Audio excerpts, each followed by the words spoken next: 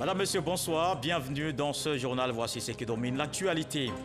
Jean-Pierre Raffarin donne le cours inaugural de l'Institut de formation politique. Amadou Gon Coulibaly, l'ancien Premier ministre français, a instruit plusieurs jeunes, des responsables d'associations de jeunesse sur les notions du leadership, les conditions, les atouts et les dérives. Il invite la population et surtout les acteurs politiques à convaincre sans violence. Non, le prix du pain n'a pas augmenté. C'était une rumeur démentie par le ministère du Commerce. Mais depuis quelques jours, les réseaux sociaux et même la presse font état d'établissements ne respectant pas le tarif homologué. Le ministère du Commerce était donc sur le terrain pour rassurer à nouveau les consommateurs. Il y a une résurgence de la Covid-19. Les mesures sont renforcées aussitôt. Le dispositif de contrôle sanitaire s'intensifie aux frontières. Une rencontre tenue entre le ministère de la Santé et celui des Transports. Aux entrées terrestres sur le territoire, il faut désormais présenter une attestation Covid négative pour les chauffeurs transportant les marchandises. Et puis toujours pas de nouvelles. Le contact perdu avec un avion ayant décollé ce samedi de l'aéroport de Jakarta en Indonésie. L'appareil qui transportait 62 personnes effectuait une liaison intérieure. Les autorités indonésiennes ont lancé des recherches en mer de Java. Deux chefs de village différents, un homme et une dame qui donnent sa fille en mariage au fils de Posiolo de Sokoro. Naki Ferla, dans les sphères donc du pouvoir. Mais l'héroïne a une mission, protéger un patrimoine authentique comme dans toutes les sociétés conservatrices, la transmission des rites initiatiques chez les femmes dans la famille noble Sénoufo. Ferla, ou le dernier maillon de la chaîne, c'est le titre de l'œuvre de Anzata Ouattara, journaliste et écrivaine prolifique. Elle est l'invitée de la page culture. Bonsoir Anzata Ouattara. Bonsoir Kolo. Alors c'est une histoire réelle entre tragédie et interdit. Avec quel sentiment personnel Anzata a écrit cet ouvrage? Avec beaucoup d'intérêt, parce que comme tu l'as dit, c'est l'histoire d'un ami, un frère, que j'affectionne beaucoup. Il a bien voulu me passer sa plume pour écrire, étant lui-même écrivain, donc il fallait que je retranscrive son récit avec, sans le travestir, avec toutes les émotions. Et je pense que j'ai réussi à le rendre. Oui, bien sûr, à lire en tout cas le document. Vous êtes resté collé aux faits et vous nous avez donné tous les détails à l'intérieur. On en saura d'ailleurs davantage, Anzata Ouattara. Dans une trentaine de minutes, le temps de voir toute l'actualité. Intéressons-nous au lancement des activités de l'Institut de formation politique Amadou Gon Coulibaly, le cours inaugural donné par l'ancien Premier ministre français Jean-Pierre Raffarin, un cours sur le leadership. Il a instruit plusieurs jeunes sur la notion. Des détails avec Abou Sanogo. Auditorium de la Caisse nationale de prévoyance sociale au plateau. Salle comble pour ce premier cours inaugural de l'Institut de formation politique Amadou Gon Coulibaly. Le leadership au centre des échanges entre l'ancien Premier ministre français Jean-Pierre Raffarin et les jeunes étudiants, jeunes cadres, jeunes militants de partis politiques et jeunes des organisations de la société civile. Jean-Pierre Raffarin les a instruits sur les notions de leadership et de responsabilité politique. Moment de partage d'expériences très enrichissant.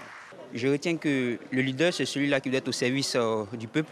Le leader, c'est celui-là qui doit être au service de sa communauté afin de développer des idées, afin d'amener tout le monde à être autour de lui. Et cette formation a un tant soit peu changé mes idées parce que je l'ai trouvée très importante et j'ai eu des réponses à certaines questions liées à certaines difficultés que j'ai toujours rencontrées dans la gestion de tous les jours. Moi, à mon niveau, j'ai beaucoup appris. Je vis également les tares qu'il fallait combler, les qualités qu'il fallait avoir pour être un bon leader. Les participants à ce cours inaugural dispensé par l'ancien Premier ministre français qui avait à ses côtés le ministre de la promotion des jeunes et de l'emploi jeune Mamadou Touré et la secrétaire d'État chargée de l'autonomisation de la femme, Miss Dogo Belmonde, ont été édifiés sur les caractéristiques d'un bon leader, les atouts du leader et les dérives du leader. Vous avez entendu, un leader, c'est aussi celui qui sait se transcender et qui sait donc entraîner de façon positive donc, les autres et impacter sa société.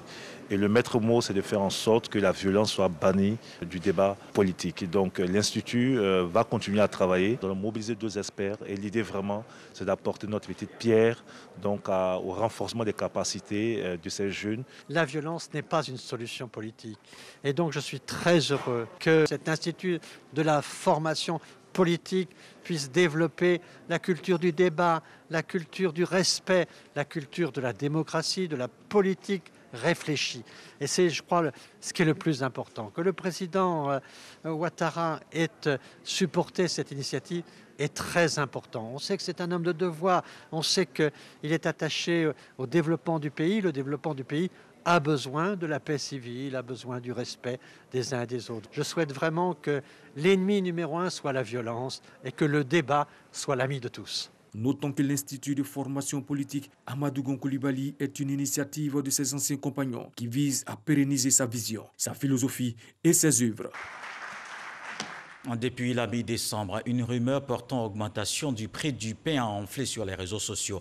De 150 francs, il passerait à 350. Il n'en est rien. Une rumeur démentie par le ministère du Commerce, mais depuis quelques jours, les réseaux sociaux et même la presse font état d'établissements ne respectant pas le tarif homologué. Le ministère du Commerce était donc sur le terrain pour à nouveau rassurer les consommateurs. Le reportage de Franck Quadio. Marcory, zone 4. Un espace à boulangerie-croissanterie. L'équipe du ministère du Commerce est en visite de contrôle sur les réseaux sociaux et même à quelques publications, l'information selon laquelle, ici, on ne respecterait pas le prix de la baguette de pain homologuée fixée à 150 francs CFA circule. Notre maison a ouvert depuis le 14 janvier 2018 et nous avons toujours ce pain fantaisie. Peu importe l'augmentation du prix de la farine, peu importe les augmentations connues des matières premières, on a toujours vendu ce pain fantaisie, parce que ce n'est pas une baguette réellement, à un montant de 300 francs. Donc aujourd'hui, on voit quelques allégations sur les réseaux sociaux, donc on tenait vraiment à éclaircir certains points. Et effectivement, on peut voir le prix affiché de cette baguette, 300 francs CFA. Mais la différence est que ce type de pain n'entre pas dans les canaux homologués à 150 francs CFA. C'est un pain qui est différent au niveau du poids. On est sur un pain qui fait quand même 290 grammes. On y rajoute quelques ingrédients dont nous seuls avons le secret. Visite de l'arrière-boutique pour vérifier la qualité des installations, le four entre autres, puis retour au comptoir pour évaluer la teneur et la consistance du pain. Verdict, le gérant est dans son bon droit. L'information qui circulait sur les réseaux sociaux est fausse. Je voudrais donc appeler les uns et les autres à plus de responsabilité en évitant de publier, de relayer de fausses informations. Je voudrais donc rappeler à toute fin utile que la baguette de pain en Côte d'Ivoire est régie par une norme. Le poids de la baguette est compris, disons, entre 193 grammes et 228 grammes. Le pain que nous avons pu observer ici a un poids de 286 grammes. Donc il est supérieur à la norme réglementaire. 193 à 228 grammes, le pain de farine boulangère de type 55, le pain homologué à 150 francs CFA que l'on trouve sur nos marchés et boulangeries. Cap donc sur d'autres lieux de vente, escale à Koumassi. Constat similaire. La baguette est de 193 à 228 grammes qui se vend à 150. Voilà. Au-delà de ça, souvent on fait les gros pains, les pains bâtards. Bon, il y a d'autres qui viennent demander, mais ils savent que c'est toujours 150. Ils viennent demander juste si ça va augmenter ou pas. Et vous leur dites quoi? Que le prix est toujours à 150, la baguette. Contrôle du prix de vente, mais aussi de l'affichage, c'est l'occasion d'appeler à la responsabilité des citoyens. Le ministère dit être à la tâche et rassure. Au moment, le pain baguette il est à 150 francs CFA. Et depuis ce matin, nous avons fait le tour de toutes les boulangeries. Nous pouvons vous assurer que ce prix-là il est respecté. Bien entendu, il peut y avoir des problèmes dans le secteur de la boulangerie. Et M. le ministre Limane Diarrassouba a convoqué une concertation nationale à cet effet et nous y travaillons. Discussion entre acteurs et tutelles certes, mais une chose de certaine pour l'heure, le prix du pain est à 150 francs CFA sur toute l'étendue du territoire national. Et en cas de non-respect des prix fixés ou de défaut d'affichage, le contrevenant s'expose aux sanctions prévues par la loi qui sont entre autres une amende de 100 000 à 5 millions de francs CFA et une possibilité de fermeture de l'établissement incriminé. Voilà donc qui rassure. Le fonds de prévoyance militaire apporte le sourire à ces mutualistes admis à la retraite. Ils sont 375 du ministère de la Défense qui ont reçu une enveloppe globale d'environ 2 milliards de francs CFA. On voit la remise de chèques avec Abou Sanogo. C'est une véritable bouffée d'oxygène pour ces 375 personnels du ministère de la Défense, dont 58 officiers, 316 sous-officiers et 1 militaire du rang, à la retraite depuis fin décembre 2020, tous issus des armées de terre, de l'air, de la Marine nationale et de la Gendarmerie nationale. Ils ont reçu des chèques dont la valeur varie en fonction de la date de souscription à l'entraide de fin de carrière ou au plan d'épargne retraite mutualiste pour un montant total d'environ 2 milliards de francs CFA. En recevant du fonds de prévoyance militaire leur aide au départ à la retraite, ils récoltent ainsi le produit des sacrifices consentis des années durant. Avant, la retraite était perçue comme un cauchemar parce que les militaires partaient les poches vides. Mais aujourd'hui, c'est avec un grand sourire parce que le fonds de prévoyance nous accompagne. Tout en saluant leur riche carrière au sein des armées et de la gendarmerie nationale, les bénéficiaires ont été invités à ne pas rompre avec le fonds de prévoyance militaire en s'acquittant régulièrement de leurs cotisations. C'est d'abord une fierté pour le fonds de prévoyance militaire de pouvoir faire face à cet engagement. Parce que c'est quand même 2 milliards de francs CFA qui ont été mobilisés pour pouvoir payer les aides au départ à la retraite. Donc c'est une satisfaction, c'est une fierté, c'est une grâce pour la direction générale du FPM et puis pour tous les collaborateurs qui travaillent au quotidien à faire fonctionner cette mutuelle sociale. C'est une nouvelle vie qui commence. Sachez faire bon usage des fonds que vous recevrez aujourd'hui. Que Dieu vous accompagne dans cette merveilleuse vie qui commence. Les cotisations plan épargne retraite mutualiste sont mensuelles et fixées en fonction du grade. Elles sont retenues à la source. Le fonds de prévoyance militaire a pour mission de faciliter aux militaires et gendarmes et à leurs familles l'accès à des soins de santé de qualité et d'améliorer leurs conditions morales, matérielles et sociales. Et comme vous le constatez, la Covid-19 n'est pas terminée. On maintient donc la vigilance par l'observation des gestes barrières.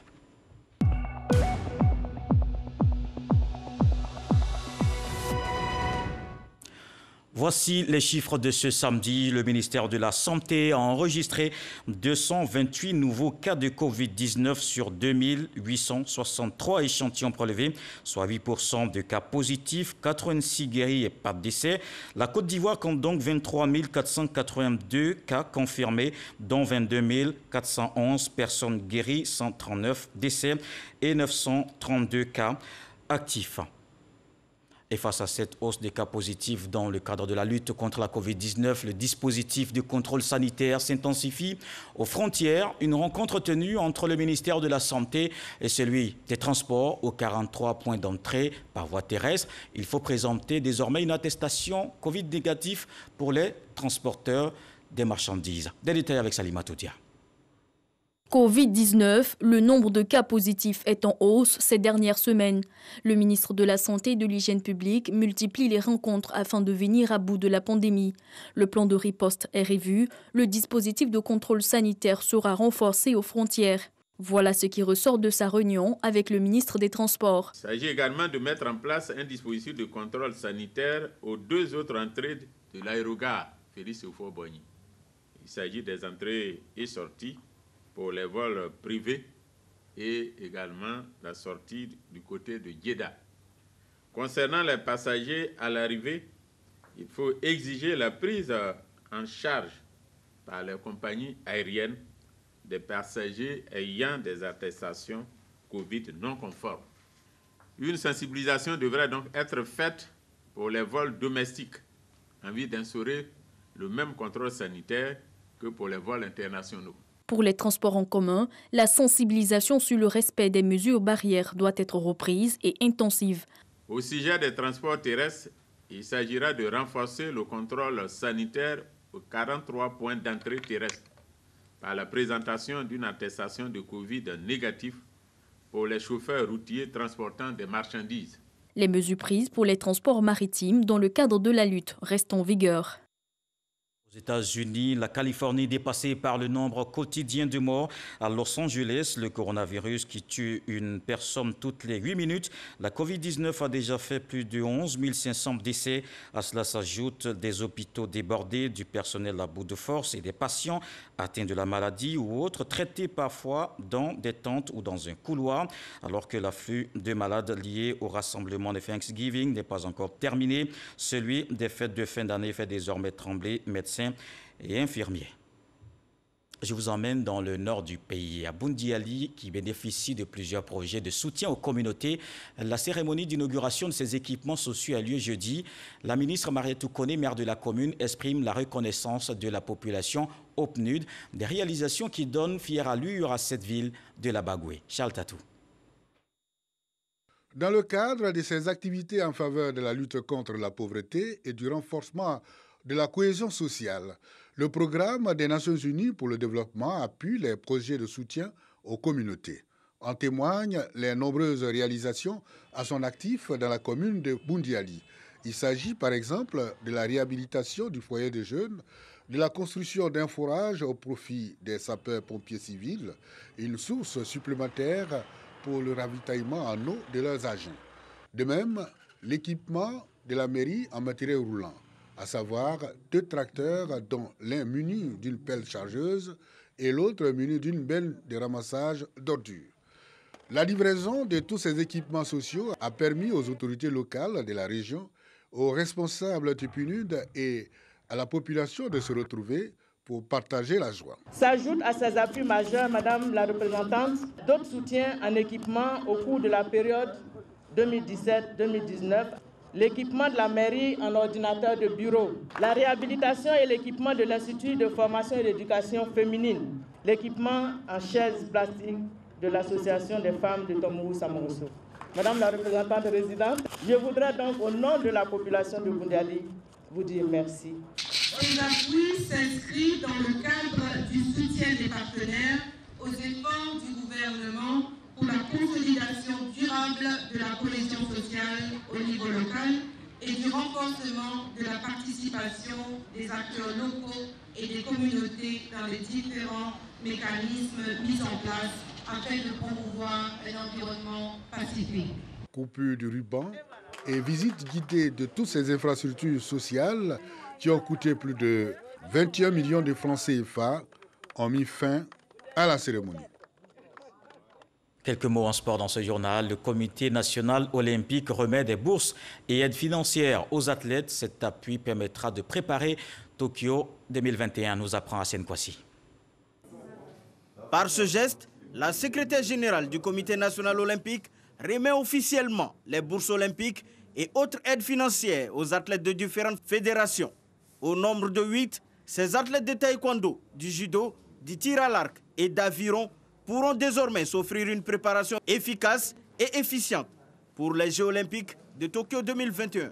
Et visiblement émus par cette marque d'attention, ces fleurons de leur discipline mesurent l'ampleur de la tâche qui leur incombe. En tant qu'athlète, ça représente beaucoup parce que ça prouve que le travail qu'on se tue à faire n'est pas mis à l'écart, au contraire, qu'on considère notre travail.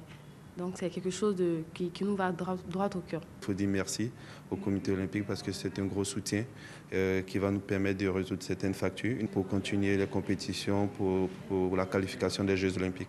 On va tout donner, se donner corps et âme aux entraînements pour pouvoir être sur le plus haut podium aux Jeux olympiques. Au nom du général Palanfo, président du CNO Côte d'Ivoire, Nahaminata Fofana estime que le haut niveau requiert beaucoup pour parvenir à ses fins. On ne peut pas atteindre la haute performance si on ne s'entraîne pas tous les jours, parfois 2 fois par semaine. Donc ces athlètes-là qui s'entraînent ainsi et qui dépensent beaucoup d'énergie, c'est sûr qu'ils ont besoin d'apport. À l'image de Cissé Cheikh Salah et Gbagbirut, déjà bénéficié de ce soutien il y a 5 ans, les nouveaux récipiendaires auront l'opportunité de s'entraîner en toute quiétude dans le but de permettre à la Côte d'Ivoire de glaner des médailles olympiques.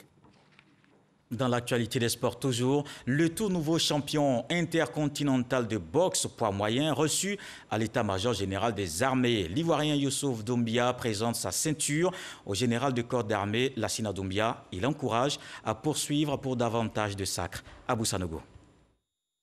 Youssouf Doumbia a décroché dans la soirée du 18 décembre 2020 la ceinture intercontinentale IBA, International Box Association, après avoir battu au point l'Argentin Abel Nicolas Adriel. En 2019, il était sacré champion d'Afrique. Le boxeur a donc fait le déplacement de l'état-major général des armées pour rencontrer le chef d'état-major général des armées, le général de corps d'armée Lassina Doumbia. À son note du jour, Le chef d'état-major général des armées a dit toute sa fierté de voir émerger une valeur sûre qui porte haut les couleurs de la Côte d'Ivoire. Lassina Doumbia s'est dit disposé à apporter donc son appui au nouveau champion afin que celui-ci continue d'illuminer les espoirs de nombreux jeunes Ivoiriens qui l'ont érigé désormais en modèle.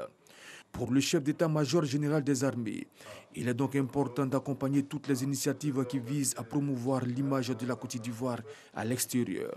Il a remis à son hôte un souvenir constitué de ses armoiries personnelles. La boxe et l'armée ont des valeurs communes, à savoir la patience, l'endurance, la résilience, la combativité et l'esprit de loyauté. Et c'est donc à ce titre que j'ai souhaité recevoir le nouveau champion intercontinental, le boxeur Youssouf Doumbia. Youssouf Doumbia, pour sa part, a dit sa fierté d'être reçu par une autorité militaire. Il lui a exprimé sa reconnaissance pour les conseils prodigués. Non, franchement, ça me va droit au cœur, ça me fait plaisir. Avec tous les conseils qu'il m'a donnés, je pense qu'on va arriver encore. Né à Abobo en 1983 et aujourd'hui établi en France, Youssouf Doumbia a résisté à la tentation de représenter son pays d'accueil pour défendre les couleurs de son pays d'origine. Avec les lauriers qui s'enchaînent, il incarne désormais la génération montante de la boxe ivoirienne. Dans le reste de l'actualité, Denis Sassou Nguesso a investi officiellement par son parti hier. Le président congolais, 77 ans, officiellement candidat au scrutin présidentiel de mars 2021. Le parti congolais du travail dit œuvrer pour sa victoire. Le camarade Denis Sassou Nguesso incarne l'espoir de tout un peuple de vivre dans un Congo toujours en paix, affirme le secrétaire général du parti. Face à lui, deux autres candidats sont déjà déclarés à la présidentielle, dont Mathias Nzong, son ancien ministre des Finances. Et puis toujours pas de nouvelles. Le contact a été perdu avec un avion ayant décollé ce samedi 9 janvier de l'aéroport de Jakarta en Indonésie. L'appareil qui transportait 62 personnes effectuait une liaison intérieure. Les autorités indonésiennes craignent une probable chute en mer du Java. Des bateaux ont été déployés sur le site du probable accident du Boeing. Le périmètre de recherche des marines et des secours indonésiens est désormais précis. Comme tous les samedis, c'est l'heure de votre rendez-vous avec la culture.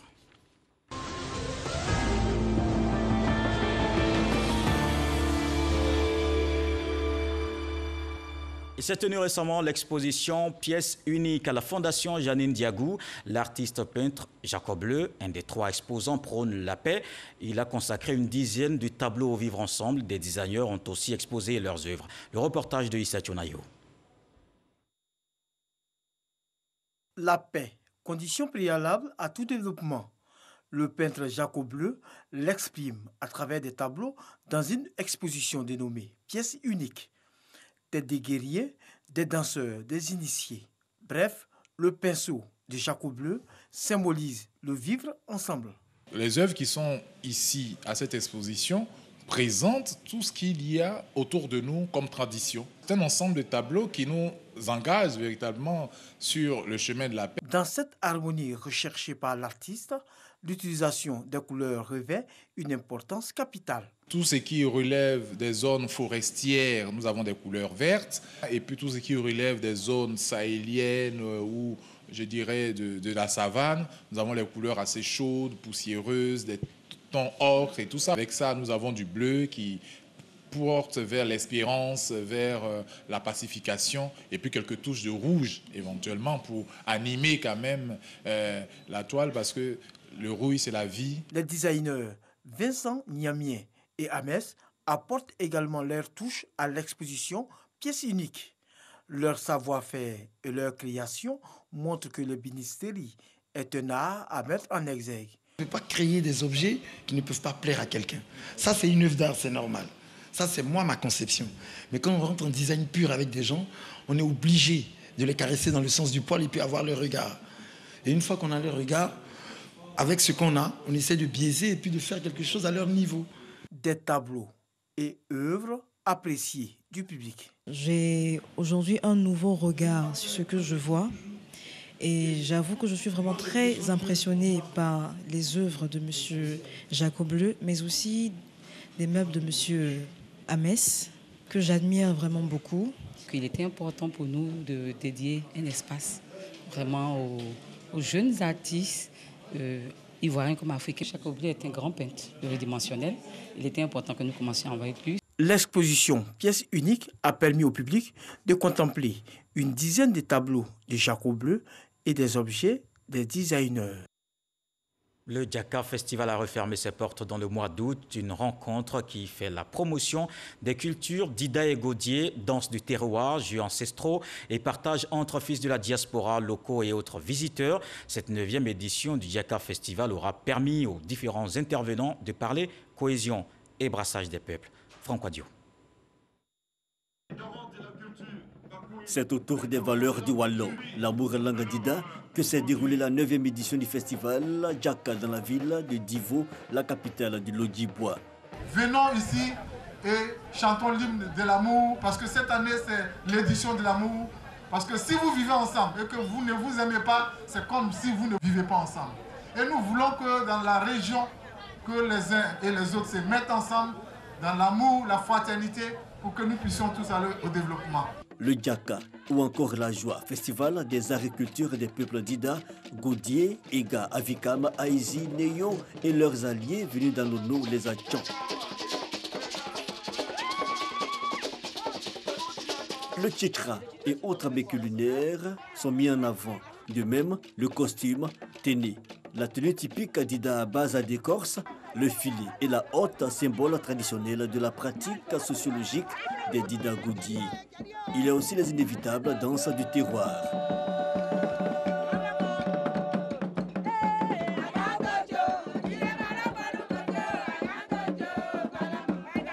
Le commissaire général Alessandra Drama-Jonsis a pour sa part salué l'apport des participants venus de la diaspora, mais surtout le soutien du maire de la commune, Amédée Kofi Kwaku, parrain, et celui du président du conseil régional de Lodjibois, Zapa Kobena Roland. Sur 4 jours, tradition et modernité, le Djaka a été pleinement vécu. Je fais la promotion du pagne raffia, qui est le pagne du terroir d'Ida.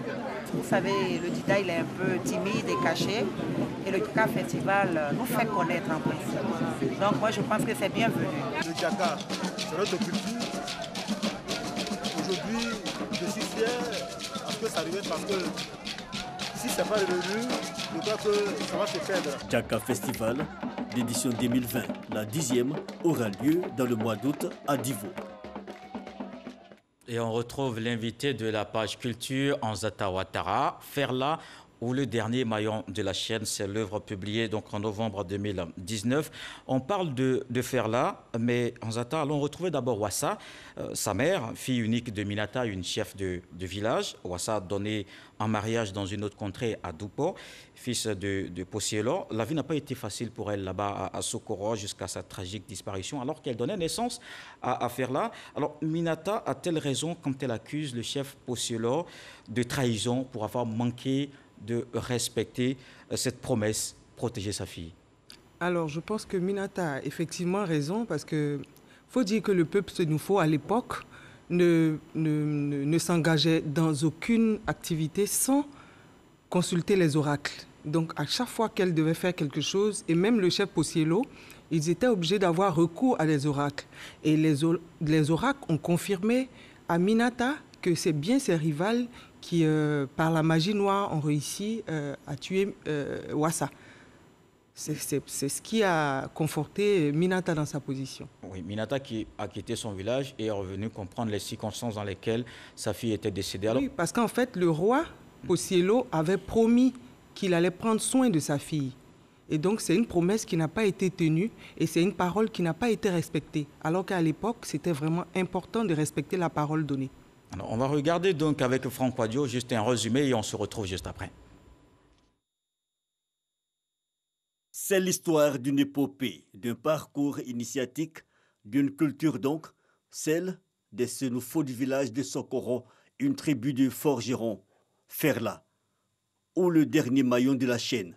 Un récit qui fonctionne comme un écrit rapporté par un second auteur.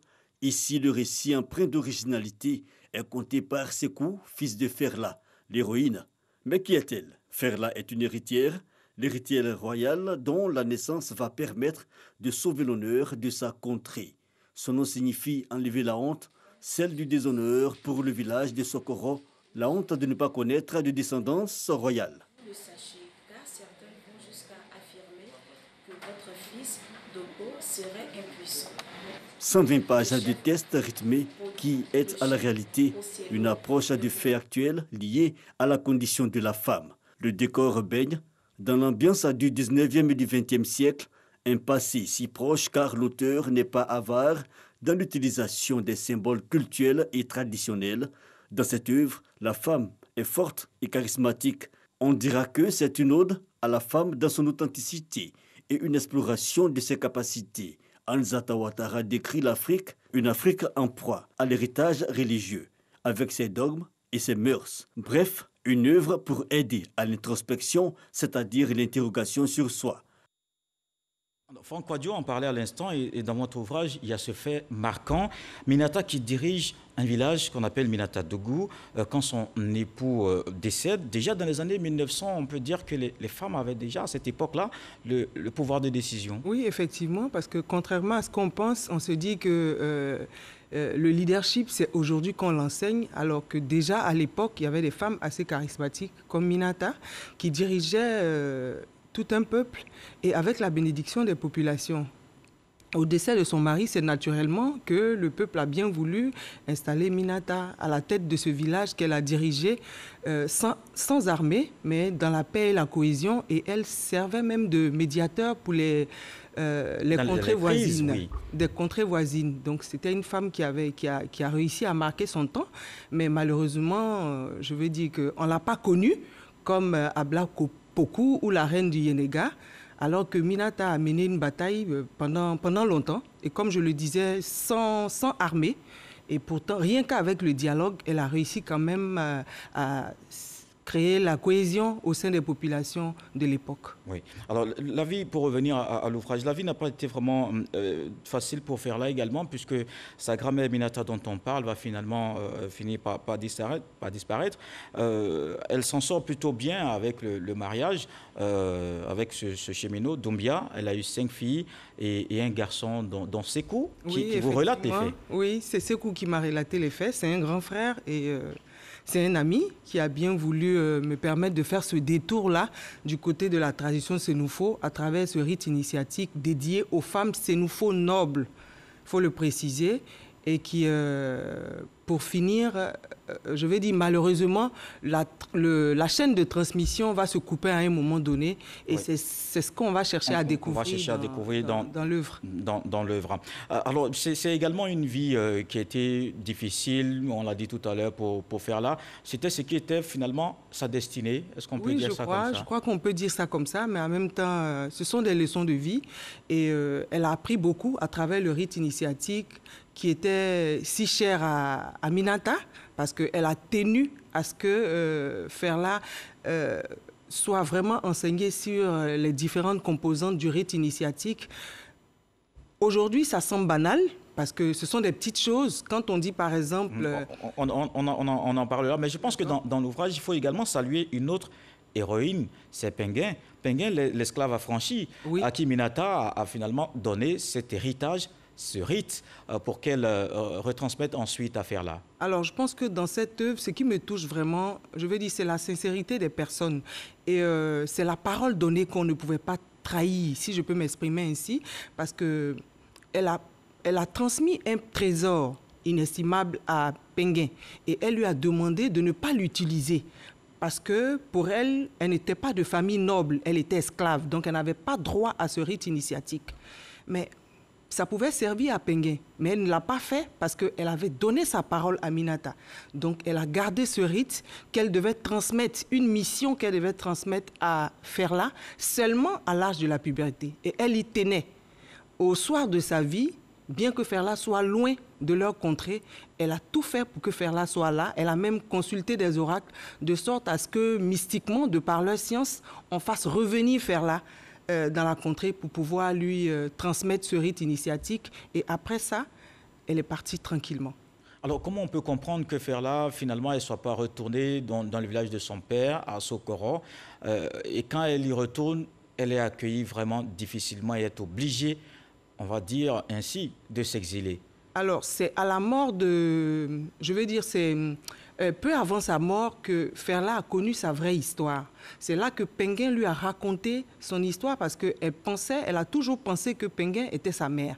Donc, c'est au soir de sa vie qu'elle a tenu à raconter toute l'histoire, son histoire à Ferla. Et c'est avec beaucoup de peine qu'elle a appris que cette dernière n'était que sa servante en réalité. Elle a tenu quand même à connaître ses origines. Donc, elle est retournée là où son père a vécu pour connaître son père. Mais malheureusement, quand elle est arrivée, son père était déjà décédé.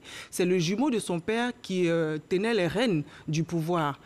Et elle a été bien accueillie par les populations parce qu'elle avait tellement de notoriété que ça effrayait sa famille paternelle, au point où elle n'était pas la bienvenue. Que Ferla était l'héritière, on peut le dire. Elle était l'héritière du trône de Sokoro. Oui, on peut le dire comme ça, parce que quand elle est arrivée, parce que sa mère était une très belle femme, bien que chez le Sénoufo, la beauté physique n'a pas vraiment d'intérêt. Oui, chez le Sénoufo, c'est vraiment l'ardeur au travail et les scarifications, il faut le dire. Mais quand même, Ouassa avait marqué les esprits. Et donc, quand elle est revenue, tout le monde relatait les faits passés en disant que c'est la fille de celle qui était venue, qui était belle, qui avait été tuée par... Donc, tout le monde s'est pris de compassion vis-à-vis de Ferla, ce qui a dérangé ses cousins et puis son oncle, qui n'a pas souhaité qu'elle reste là. Elle a compris le message et elle est repartie à Bobo du Lasso avec son époux, où elle a recommencé une autre vie. Oui, et c'est après qu'elle est revenue donc à... Mais Minata, ne nous en voudrait pas, Nzata Ouattara, si on vous demandait de nous dire c'est quoi exactement ce rite initiatique? Alors, en gros, c'est des petites choses, comme je disais, mais en même temps, aujourd'hui, ça semble banal, mais en même temps, je dirais que ce sont des cours de leadership. Franchement, ce sont des cours de leadership parce qu'on apprend, à travers ce rite initiatique, à la femme à se prendre en main, à être consciente de ses pouvoirs. Quand on dit à la femme, par exemple, qu'elles ont un pouvoir et elles sont capables, rien que par leurs émotions, à rendre à un homme impertinent, si je peux le dire, son impertinence. Voilà, un homme qui s'est mal comporté vis-à-vis d'une femme, rien qu'avec ses émotions, elle peut lui rendre la vie dure.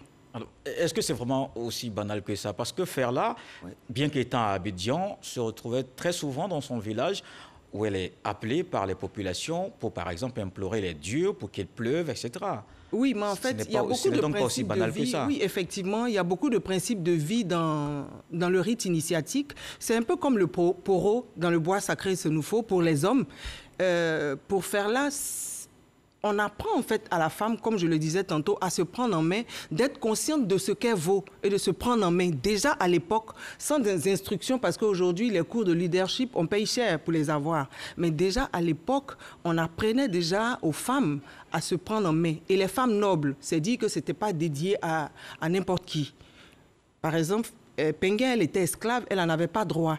Et Ferla, en tant que noble, elle avait droit à ce rite initiatique.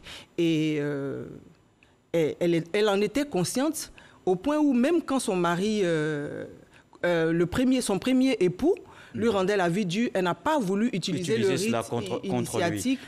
Alors finalement, contrairement au titre, peut-être je vais me permettre, est-ce que Ferla est vraiment le dernier maillon de la chaîne, puisqu'elle va transmettre donc tout ce savoir, non pas à ses filles, en qui elle estime qu'elle n'a pas suffisamment confiance, mais à Sékou, son fils. Est-ce que c'est donc Ferla qui est le dernier maillon de la chaîne? Alors, je pense et pas Sékou. Toute l'histoire de ce roman se retrouve là. Le dernier maillon de la chaîne, je ne saurais vous dire, mais je crois que je fais une ouverture parce que Sékou même, ce n'est pas réellement qui est le dernier maillon de la chaîne. Parce que c'était une décision de Ferla. On ne sait pas vraiment ce qui a motivé Ferla à ne pas transmettre le rite initiatique à ses filles. Mais comme elle le dit, ce sont tous ses enfants. Elle les aime les uns aussi bien que les autres, mais elle a souhaité que c'est Sékou qui détiennent ce secret du rite initiatique parce que... Et Sékou qui prend le rite initiatique mais qui a du mal à le transmettre à sa première fille, sa première fille qui n'y croit vraiment pas du tout. Oui, parce que... Donc se pose là un problème peut-être de mariage entre la tradition et le modernisme. Oui, effectivement, parce que je crois que Sékou l'a pas habitué. Malheureusement, on ne pourra pas en dire plus long. Merci Anzata Ouattara. On va juste s'arrêter là et peut-être continuer plus tard.